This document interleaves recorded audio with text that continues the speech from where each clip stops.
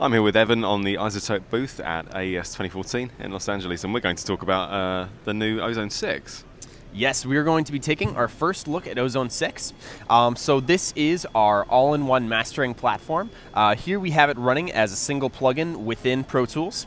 Now if I start Playback here, you'll notice, so first of all, the UI is entirely overhauled. It's largely based, so the design is all about making sure that you have quick, easy access to the things that you need access to. So it's all about workflow. Right now we're in REQ. We are currently in mid-side mode. And as an example, so right now we are in kind of like our visual editing mode where you can kind of just drag the nodes around, change Q, gain, etc. Then if we click over here, we actually have access to a wealth of different node shapes and Q types. One of the new ones that we have pulled up right now is our new proportional Q bell shape, which is particularly good for kind of notching out problematic frequencies or boosting wanted frequencies without harming much of the frequency range around it. In addition to this, we also have added now our new Baxandall Filter, which is really good. So if you're noticing it's getting a little bit dark or it gets a little bit brittle in the low end, those are really good for adding a lot of fatness there. And in addition to our Baxandall style filter, we also have a Pultec style EQ. So again, a wealth of different EQ and node shapes here. Now, as we move along, in terms of the actual workflow of the plugin itself, so we have all of the modules that we're using down at the bottom. All we need to do to change the signal flow is simply drag these around, and that takes care of it. So that replaces the little graph button in Ozone 5. So again, really easy workflow. If we're looking to get rid of a module, like I'm not using the stereo imager, just hit the X, that's going to remove that. If I need to add one back, just go to here, and we can add in like the, if we needed the imager back. Again, you'll notice that all of these plugins have been completely remodeled, brand new layout for all of them, but you still have, of course, all access to the same level of detail that we did previously. Now, a new module that we are very excited about for the first time is our new Dynamic EQ. Now, this is a very transparent way to, one, fix problematic audio, or two, add some warmth and really enhance your sound. It's very easy to use. All I did was just drag the node down. We can see that now it is actually responding to the incoming audio. You just set the threshold as needed, set Q, etc. And you'll notice as well that we do have access to all those same kind of filter shapes, so it's a very flexible one.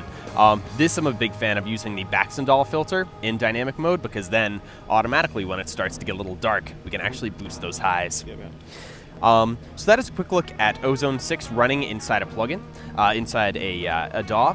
Now, the other thing that is very exciting is you'll notice that we also have actually a standalone application. Oh, brilliant. So at this point, from outside any DAW, we can load in some files, like we'll pull over this file here. Along the top, we're going to see, as we add in more and more tracks, there's going to be several tracks added, so you can easily compare and contrast different tracks. So if you're mastering for an album, you can make sure that everything's consistent.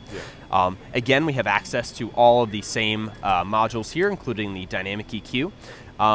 And as well, we have access to all the third-party plugins. Okay. So you can actually add in any third-party, tape emulation or whatnot to your mastering chain.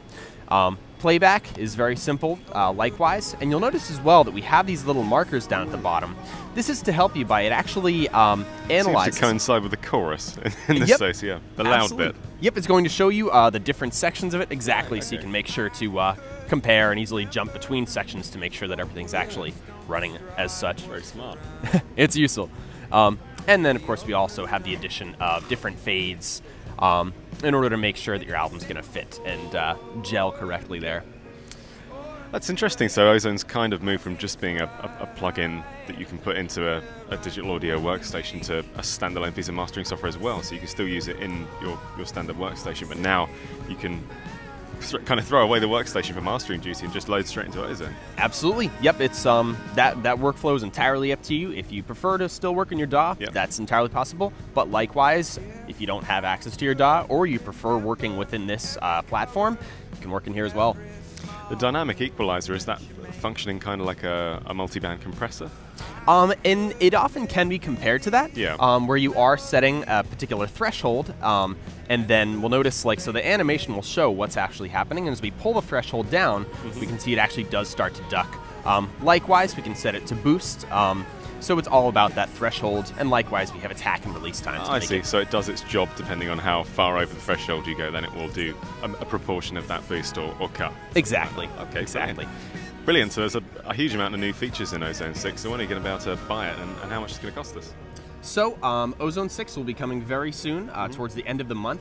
At launch, the Ozone 6 standard price will be $199, and Ozone 6 Advanced will start off at $599. Great stuff. Thanks very much for talking us through. Thank you.